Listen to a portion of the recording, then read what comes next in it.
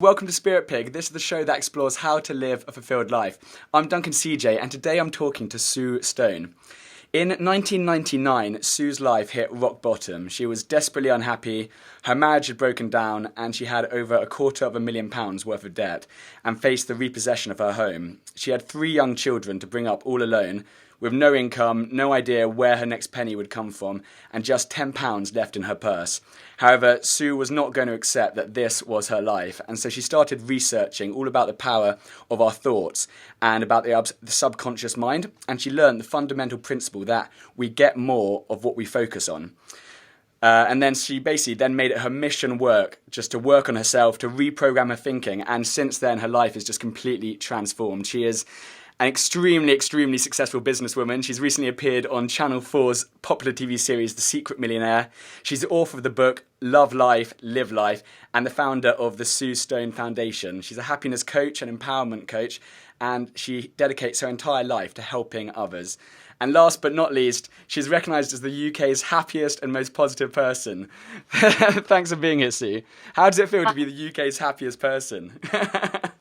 Thank you. Yeah, I've been labelled that happiest and most positive person. So, hey. It's a good title. It's a great title.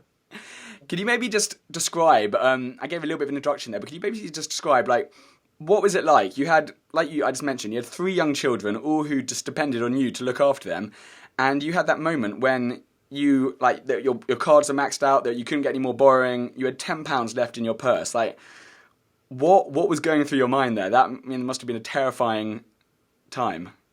It was. And it's funny, you always say the most distressing or negative experience and the most positive ones are the ones you remember. And I can literally remember what I was wearing, where I was when I suddenly realised, I was maxed out on every single bank account I had and all the overdrafts and the credit cards and people chasing for money and in arrears in just about every direction.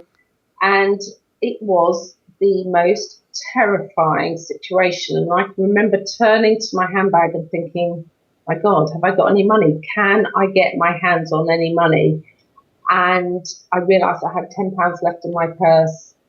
And it was so stressful that I can remember thinking, how on earth has my life come to this?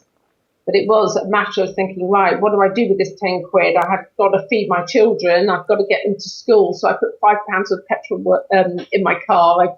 I spent a few pounds on sausages and potatoes for the kids' tea. And I remember thinking, I've got to have a bottle of wine for me. I've got to numb the pain of what I'm going through. And I just bought a cheap bottle of wine. So, yeah, it really was almost a surreal situation. And unfortunately, at the time, I didn't realise that I could have claim some benefits. So I didn't even have that in my coming in, knowing so about that reassurance. So it really was the most awful, terrifying time of my life, and I'd actually forgotten what it felt like to be happy. So no, not good. And you jumped straight in with where did the idea come from to just start? Did you go to the library, or you started reading these books? Was this a recommendation, or what was the transition? Well, that's interesting because all I remember now, when you're really stressed, you maybe remember it, or sometimes you choose to block things out. Yeah. But one fundamental thing I remember is thinking, oh my God, if I don't do something, no one else is going to do it for me. Yeah. My ex-husband, bless him, we're friends now and have been for quite a long time, but he had just buried his head and disappeared off. My beautiful dad had passed away. Now I'm sure he would have helped me. So my mum had MS and used to multiple sclerosis and would have worried about me anyway. So there really was nowhere else to turn. And I was trying to keep things going. I was quite embarrassed about how bad my life had got. But as I say, there was one fundamental thing I thought, it's down to me now. And so I did start reading and researching, and something drove me to go to the local bookshop. But obviously the next day I had to come clean to a few people. I had to speak to my mum and just played it down a bit, and she lent me a bit of money and friends. So I managed to get, even £100 felt like a fortune to me in those days. But I knew at some level I had to take responsibility for myself and turn my life around. So I just went looking for books that said how to change your life, how to transform your life. And And that's when I started reading and researching. And yeah, library, people gave me books, I chatted to people. But it was interesting because whichever book I read, whether it was the hyped up American, Tony Robbins, Brian Tracy, Bob Proctor, that type, or the less hype, but the more spiritual books, it didn't matter whichever book I read, the message was always the same. And that is, there was a much bigger picture going on to life and the power of our thoughts, the power of our feelings, the whole universe, the energy. And it was just an amazing journey of discovery, which of course it continues to be. And one of those quotes which jumped out is that we get more of what we focus on. Could you maybe just elaborate exactly what that means? What yeah. Well, at every level, whatever we choose to believe, I mean, there's obviously the conscious mind and the subconscious mind. So for me, I needed to understand why and how this stuff works, because a lot of people say it's really important to be positive, you've got to be positive, but my more logical thinking mind, my background was much more accountancy and law. So for me to venture into this kind of new world of open-minded thinking was quite different. And so I started really looking into why and how this stuff works. And of course, you know, we talk about the conscious mind, and whatever goes round and round in the conscious mind, it sends an instruction to the subconscious mind, which of course is that mind with all the power, the mind that knows who we are when we wake up in the morning. And so whatever thoughts go over in our conscious mind sends that instruction to the subconscious mind, which proceeds to manifest that as our reality. So if we keep thinking my life is bad, nothing's going to work, blah, blah, blah, of course, that's exactly what plays out in our reality. Also, obviously, I learned about the universe. I mean, I'm saying this really quickly, Duncan, because no, absolutely. You know, I could talk forever. I know. One that'll listen to for me. Hours and hours. But yeah, exactly. Anyone that wants to listen to me. But so we got the conscious, subconscious mind. And of course, I started learning about the universe and energy and the universal laws of nature. And of course, this is actually ancient wisdom that's been around since the beginning of time, but in recent times being called the law of attraction.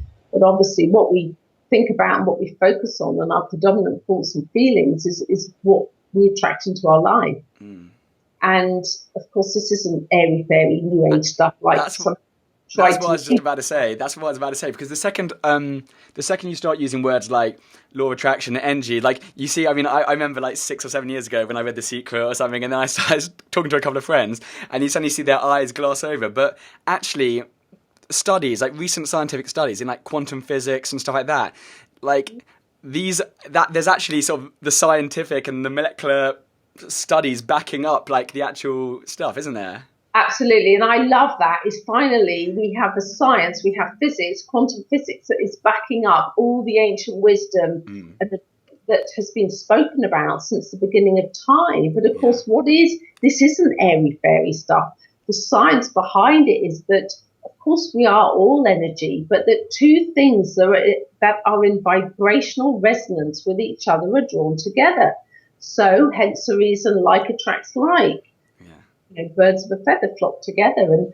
And what I love about this stuff, Duncan, is that everybody is always right. It's whatever we think about, whatever we focus on, and whatever we believe is what we manifest. So negative thinkers are always right because they go, I knew it wouldn't work. And positive thinkers are always right because they go, I knew I'd find a way. I knew I'd find a solution. So there's all this stuff comes together very nicely. But moving on from that and going back to your statement, we get more of what we focus on. Not everybody gets the energy thing, but obviously we also have in our brain something called the reticular activating system, which is a bit like having our own Google. Now, just about everybody knows Google, the search engine. And we know if we keyed into Google failure, misery, loneliness, for example, we know Google brings to us instantaneously million bytes of information to do with, you know, poverty, loneliness, and failure. But if we keyed into Google success, happiness, new opportunities, solutions, Google also brings to us everything related to that.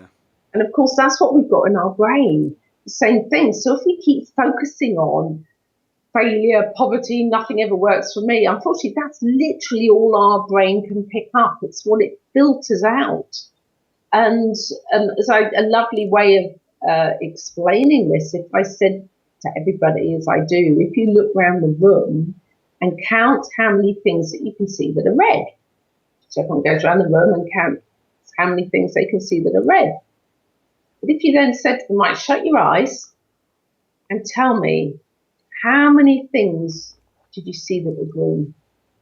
And people shut their eyes and they go, well, I saw 12 red things, but I don't know, maybe a couple of green things. And I said, right, your focus was so on the red that your brain literally filtered out the red things. The green is all out there, i.e. the solutions are all out there, but your brain literally cannot see them. So you just don't notice them. So once again, I say to people, look, stop looking at the red, stop looking at things that aren't working, the closed doors, and start to notice and focus on finding the green. Does that make sense? No, absolutely. Because I think I heard an analogy which you used, which was kind of similar, not similar, but that it was talking about your analogy with the radio frequency, and the idea that I mean, not exactly the RAS, but how if you turn on the radio, you don't assume, if you go to whatever 98.8, you know that's going to be Radio 1. You don't assume it's going to be something else. And so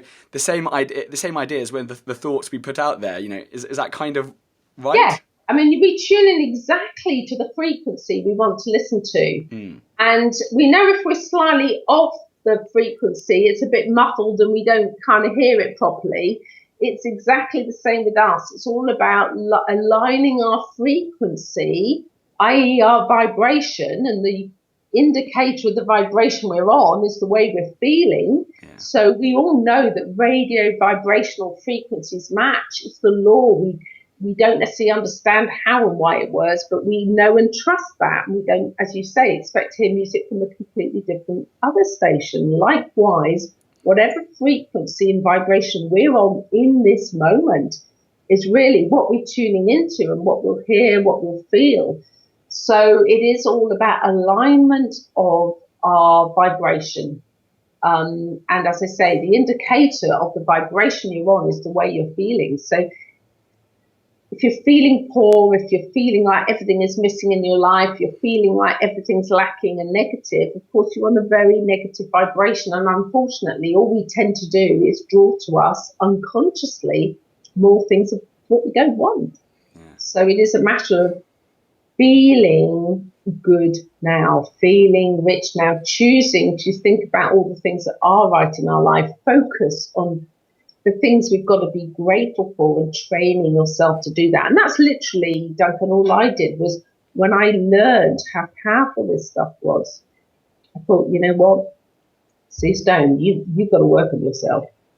And I knew that was the key. And I did. I made it my mission to work on myself, retrain my thinking, and I deliberately trained myself to focus on all the things that were right in my life. I couldn't imagine myself super wealthy when I was so desperate. That was so far from my reality. Yeah. But what I did do, rather than go into that fear, which was an automatic response and which was more natural for me at the time, but I used to stop myself and think, no, my thoughts create my future. That was a really good phrase that helped me a lot. And I would stop myself and go, that's not the future I want. And I would literally think, like, in this moment, all is well. I have a roof over my head. I've got my health. I've got my 3 children. And I would just come back to the basics and go out in nature and stop, escalating out of control in my thoughts, my fears of what might or might not happen. So you bring it back to the gratitude. Gratitude has come up so many times in these interviews. I mean, it's crazy. Like, gratitude and just being present in the moment are probably the 2 things so far which have just come up again and again. And it's so interesting because we've talked to such a huge range of people, from sort of explorers to doctors of psychology to personal development coaches to athletes, and all from different walks of life, different experiences, different cultures. But those two things have come up so often: gratitude and being present in the moment, and just being thankful just for those tiny little things. You got a roof over your head. You can breathe. You got working lungs. You can turn on the tap and hot water comes out. These little things, and it's really interesting hearing you say it again like that. Totally is the case, and I have to say, Duncan, once I got understanding of this whole thing, the conscious mind, the mind power, the universal power, the really awakening to who and what we really are, that we all have this unlimited potential within us, and that is the key, and it's only we and our beliefs about ourselves and our attitude to life that holds us back. But probably one of the other biggest breakthroughs was learning to live in the now. In the now. I mean, this moment right now is all we have got. Yeah. Whatever happened half an hour ago, 2 hours ago, 5 hours ago, 3 weeks ago is, of course, now just an illusion in our thoughts of our perception of how that was. And likewise, what might happen tomorrow, tonight, in 5 years' time is once again just an illusion in our thoughts. And if we miss this moment, I always remember listening to Eckhart Tolle when he came to London years ago, and he said, if you miss the now, you miss everything.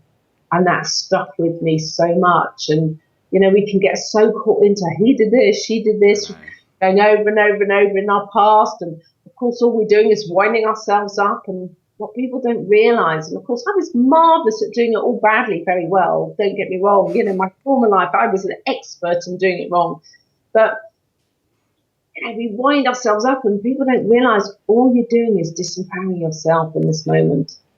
And so to be very present in the now, but it takes a bit of practice. It does take practice, but it's well worth, as I say to everybody, the greatest investment anyone can make is to work for themselves and to be honest with themselves. I totally agree. I love that you brought up Eckhart Tolle in that book. Like I sound like a broken record recently. I've been like shouting it from the rooftops because I mean it's exactly just what you said. It's just we tell ourselves these stories and we're in the past, we're in the future. Just bring it back to the now. Right now, life is good. Takes a bit of practice, but of course, what people forget is the way you feel in every moment is what you're creating for your future. Yeah. And sometimes I do lots of talks all around the place. But I said, if there's one thing you take away from this is to just say that, write this down. The way you feel in every moment is what you're creating. And of course, a lot of people do their positive thinking in the morning, their goal setting, they might meditate in the morning and still their mind and all that sort of stuff in the moment in the morning. But too many people then get caught up in the drama of the day and go back to their old way of thinking all day and then wonder why their life isn't changing, because there's such a mixed message. It literally has to be a moment by moment awareness of what you're thinking, what you're feeling, what you're saying, the way we're treating other people, what we're giving out, we get back. And of course, if we want to be good at anything, we've got to practice and train. Yeah. So it's well worth, as I say, putting in the time. That's amazing. And there's so many things which I'd just love to talk and cover, but I mean, because as in like you just said, I could talk about that last topic for like hours and hours and hours. But one, I'll take a slight detour. Like there was a phrase which I heard for the very first time this morning. I haven't actually heard it before, but it was I was watching one of your YouTube videos, and it's EFT, or Emotional Freedom Technique. Could you maybe just describe, like, to the listeners, what is EFT? Yeah, exactly. What is it basically, and how can it benefit for people? Because I know it helped you, didn't it? It helped me enormously, so much so. I believe in it so much that I set up the Sue Stone EFT Association, and Gary Craig, being the creator, I met in California last year. Emotional Freedom Technique does exactly what it says. It frees you from negative emotion, and they call it acupuncture without the needles. And fundamentally, any distressing memory we've got is a disruption in the body's energy system, and they go along the lines of the meridians and things. And when we tap on different points, which, if acupuncturists would use needles, we send it, what we're doing is clearing the blockage within the body's energy system. What they've also proven scientifically now as well is that with obviously CAT scans and MRI scans, is that when we tap on these different points, it sends a calming signal to the amygdala, which is that fight or flight stress detection mechanism in our brain. And I only share things that have been so powerful for me. And it was years ago when I was really angry and upset and about this relationship I had. And of course, it was all his fault. You know, that's how I was in those days. And I went to see this lovely lady, Diane Egby Edwards, and she started taking me through this tapping process. And she said, just think back to last night when you were really angry. And of course, I got myself all worked up. And she, as I say, took me through this tapping process. And I was listening to her and tapping away. And I remember thinking, oh my goodness, Sue Stone, what are you doing now? Sort of thing. And I just copied her with the words that she was telling me. And then we tapped through the process again. And it was quite incredible because when we finished, it only took a few minutes, she said to me, Sue, right, take yourself back to last night and, you know, when you had that situation. And it was amazing. I could not get angry. The memory of it was still there, but the charge within the emotion, all that anger and upset had completely dissolved. It had completely freed me of that negative emotion. And to me, it's like a mini miracle. Well, quite a big miracle, actually. It was incredible. And I thought, my God, I only wish I'd known about this earlier because it was just so powerful, but it still helped me so much. And I think I'm not a qualified EFT practitioner, but I still share it a lot. But I say to people, you know, what we now have qualified EFT practitioners, master trainers that help people do it for self-help or to be an EFT practitioner. But it's the most amazing, or one of many really good tools and therapies and techniques that people can use for your own self-help, really. But it just calms you down. It releases you from that negative emotion. And of course, it's the negative emotions of resentment, fear, worry, doubt, bitterness, anxiety, you name them, all those, that holds us back. Because however positive you are at thinking and visualizing and all the rest of it, if you're hanging on to a lot of negative emotion, your life actually isn't going to change. That's interesting because I was going to say, like, one, as well as, like, you know, going after things which make you happy. Like, if you're not addressing the things which are making you unhappy, making you anxious, making you depressed, making, you know, then all your good work, you know, as long as, you know, you got to identify those things as well. Is that correct? Totally. Otherwise, you just end up kind of counterbalancing it. And of course, I had somebody who came to one of my, I do these Boost Your Life afternoons. It was just a 3 hours that I keep, you know, just that we get whoever wants to come. And there was this woman that came along and she said, but I'm a transformational coach, but I spend about 3 or 4 hours a day worrying about will I ever make business work? And then I went, well, kind of cut that down to about a few minutes. I said, get a grip of that. But the rest of the day, she said, well, the rest of the day I'm positive. But I said, but the thing is, if you spend half your day negative, half your day positive, you're sending very mixed messages out universally. Your conscious mind is completely confused. No wonder your life actually isn't progressing because you might do a little, you know, every time we think, every time we feel, every time we speak, something's happening at the quantum level. But if we're 1 minute up there, next minute there, you know, it has to be a consistent, focused, with clarity, vision of where you want to get to, but being very present in the now as well. There's a fine balance there between loving what is right now with living joyfully in the present moment, but desiring what you'd like for the future without needy attachment to it. Is thinking alone, like in terms of, like, you know, the affirmations, you know, I'm happy, I'm positive. Is thinking alone enough, or do you have to have the action to back it up? As in, for example, is it one thing being like, you know, giving yourself these affirmations, but does it have to, like you just said there, does it have to be congruent and consistent through, like, everything you say and do? And so the actions have got to be, because otherwise there's a disconnect. Totally. Number one, this has got to be a way of living. Yeah.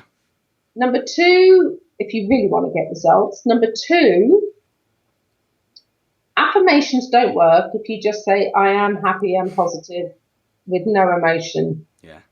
And, if you're so far from your truth, your subconscious is just I'm going to... so excited. I just can't hide it. There has to be training yourself to feel good now. I think that's the bottom line, and introduce new thoughts, because a thought that goes over and over in our mind obviously eventually gets accepted as a belief. But repetition is crucial. And a lot of people actually can't be bothered with that. And I think that is the difference, is that a lot of humans choose not to put the effort in. And that's where they don't get the success that they really would like. Likewise, the old way of thinking is that it's a numbers game. We've got to push, we've got to work hard, and action is the key. But unfortunately, what I see and I know is that too many people work hard, not smart. And there's a difference. And they're programmed that, that's the way they've been brought up, that's the conditioning that they expect, their parents, the people around them, whatever, is that if we work hard, we work hard. But there also is the expression, you can end up being a busy fool, and I mean that in the nicest possible way, and people work really hard and actually get nowhere. But it's about, to me, it's about learning to be still, use your intuition, tap into your subconscious, the universal energies. And for me, that has been the secret to my success, is actually to not only do everything and work on myself, but to learn to be still, to listen to your intuition, because we've got all the knowledge within us. And then we can go from A to Z rather than go from A to B to C to D to E to F to G. We'll ultimately get there, but if we can actually be still, and when we get a knowing or a feeling or a gut feel, that's when we need to take the action. It's very much have a vision of where you want to get to, know where you want to get to, give your life direction, have a destination in mind, but keep consistent with that and but then take the steps forward as they feel right, but not thinking, well, if I go out and try everything, it's a numbers game, one of them will work, because you end up just exhausting yourself, your immune system shuts down, you lose clarity, and it's just hard work. It's hard work, and it's about learning to work smart, as I say. Does that make sense? Yeah, no, 100%. You can be just trying absolutely everything, doing a bit of this, and then you're overwhelmed, and you've worked all hours of the day, you're exhausted, but you haven't actually really achieved anything, and actually having that makes total sense. Duncan, I've got a great analogy of that. I say to people, if you imagine you had a super duper sports car, would anybody put it into first gear, put your foot flat to the floor on the accelerator and drive it around all day in first gear with your foot flat to the floor?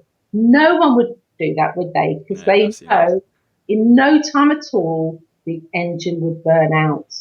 Now that's, of course, an analogy of that is when we're in beta brainwave state, which is our alert state of what most people do all day. They're alert, that's beta brainwave.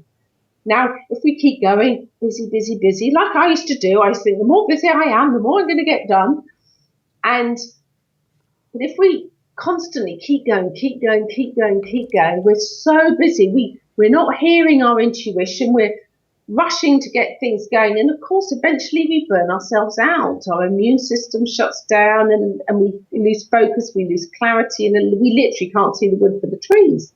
But if you take the sports car and you take it out of first gear and you put it into second gear, the engine quietens down and the wheels gain momentum in life. And that's in reality for the car, but likewise with us in life. Then we go into third gear of the car. Once again, the engine quietens down, but the car gains speed. So it's the same with us. The more we can actually be in alpha brainwave, the more relaxed meditative state, being still, the more we gain momentum in life, because we're being still enough to hear or to get that knowing, that hunch, that gut feel of what is right. And then when we act upon that, we get to where we want to get to quicker. And we're not ruining ourselves in the meantime and burning ourselves out. Yeah, absolutely. That's incredible. Yeah, totally. I can totally vouch for that. I've done the burnout on multiple occasions. So yeah, no, I can totally resonate with what you just said there. And I just say I've done it all badly very well. So I literally just about anyone I get into contact with, I've at some level had some experience of it. So I find I can relate to a lot of people. And now just a couple of speed round questions to finish off. What does a fulfilled life mean to you? Fulfilled life for me, it's very much about following your heart. Really follow your heart. Not what you're doing, what people think you should do, but following your heart, living your truth, speaking your truth, and just being the best you can be in every moment. It's a great way. Treat people like you want to be treated. And oh my God, you can't help but feel fulfilled when you're doing that. Yeah, absolutely. And what is one thing our listeners can do today that will have a massive positive effect on their lives? I say to everyone, the greatest investment anyone can make is to make a decision to work on yourself, work on your thinking, be the observer of yourself, and highlight any negative and self-limiting thoughts you're having, and realize you will get more of that. That is what's holding you back in life. So start to change that. Every time you say, I can't, life's hard, things don't work out for me, I'll never make much money doing that, stop it and start to introduce to yourself, I can do this. And visualize where you want to get to, where you don't want to get to. Just literally be the observer of yourself. Live consciously in awareness on a moment by moment basis and change your thinking. And believe me, when you think differently, you act differently and you get different results. There you go. Done. Boom. And are there any books or resources which have changed or had a big impact on you? Your book, obviously, that's one of them. Oh, of course, Love Life, Live Life. By Sue Stone. Well, of course, for me, I brought together a lot of the understanding in what I consider to be a very simple, easy to read book on why and how this stuff works. But I've got another book ready to come out. It's on its way, actually. But I've read many books, and each have contributed their part at different stages of my evolution. But the only one book that really springs to mind that helped me when I really was in need of help was The Power of the Subconscious Mind by Dr. Joseph Murphy. That was, for me, the one book that whenever I was having a wobble or a little, I would turn to the chapter on money or love or whatever was going wrong in my life at that time and read it. And that was a really helpful book for me. That was my kind of crutch at the time, but that was obviously many years ago. But now I've read, I think there's loads of good books, and I think it's just trust that you will be drawn to the book that is right for you in that moment. Because as we grow and change, sometimes we can read a book one year and then go back to it a year later and read a completely different message from it. So it depends where we're at. Yeah, because you're in a totally different headspace, aren't you? Like I've gone to some, like you said, books there. I've also been to conferences, like a year later, gone to the same conference, and I've learned and understood, like I've completely got totally different things, from the first time round, and it's the same content, but I was just in a different headspace to I was 12 months ago. Different things or read different things. Yeah, that's why I say it's. I feel it's very much for whoever's right in that time, but yeah. Awesome, and I'll put that. I'm going to put all those in the show notes. And last but not least, how can people stay in touch, find out more about you, your work, etc.? Where should we send everyone? Probably the best thing is through my website, suestone.com. I these days, and have been for a while now, I'm on Facebook and Twitter, more active on Facebook really. I find that a great way of keeping in touch with people, and those links are on my website. And also as you know, I set up the Sue Stone Foundation, and I do a 2-day training for anyone that wants to be part of what I do and be part of our great collaborative team of people wanting to make a difference in the world. So that website is suestonefoundation.com. Amazing. I will put, like I said, I'll put all of those in the show notes and so everyone can see them and get in touch. Sue, thank you so much. I told you I'd be 25 minutes and I've stolen you for a few extra minutes. I apologise, but we can. Thank you, Duncan. Lovely to chat with you. Really lovely to talk to you, and we'll catch up soon. Thank you so much. I really appreciate it. See you.